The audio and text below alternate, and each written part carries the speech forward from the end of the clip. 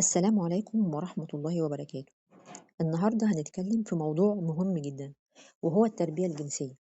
كتير من الأمهات ما بيحبوش الكلمة دي، وبيخافوا منها لما بيسمعوها، ومش بيقتنعوا بسهولة إن التربية الجنسية بقت ضرورة في وقتنا الحالي.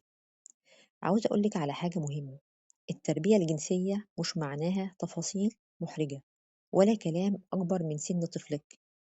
باختصار شديد، التربية الجنسية معناها 3 حاجات.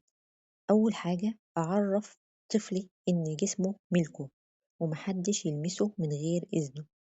تاني حاجة، أعلمه الفرق بين اللمسة الآمنة واللمسة الغلط. تالت حاجة، أخليه يعرف إن لو حد أذاه أو ضايقه يجي يحكي لي فورا من غير أي خوف ولا تأنيب. بس كده. إيه في الكلام ده عيب يخليكي كأم ما توعيش ابنك بيه؟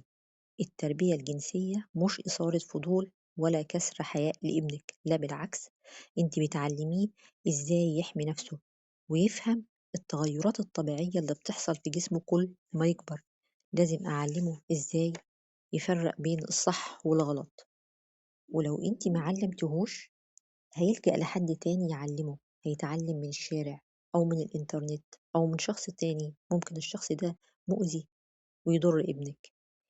طيب تعالي نشوف الدراسات قالت ايه في الموضوع ده. هو الدراسات قالت ان الطفل اللي بيتعلم ويكون عنده معرفة عن التربية الجنسية، زي يكون عارف حدود جسمه وعارف أسماء أعضاء جسده، بيعرف إزاي يفرق بين اللمسة الآمنة وغير الآمنة. الطفل ده بيكون أقل عرضة للتحرش بنسبة كبيرة.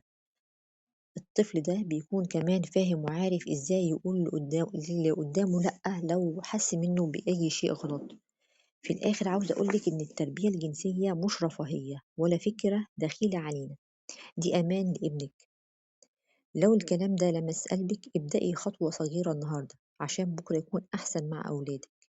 وما تنسيش تعملي لايك لو عجبك الفيديو، وتشتركي في القناة وتشاركي الفيديو مع أمهات تانية كتير علشان يستفيدوا.